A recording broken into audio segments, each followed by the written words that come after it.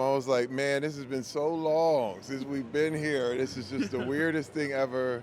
And I'm just happy to be out and about. This is a great week, I have to say. A great week for entertainment, for movies, for everything. Well, first of all, I played for the Rams and I played for the Chargers. And I definitely am a football fan because I played 7 years in the NFL. So my whole thing is I support Kurt. And I was so happy that someone did this story because if you wrote it, no one would believe it. I walked on to my university from Flint, Michigan, and had to earn a scholarship. And after two different tries, I was turned down twice.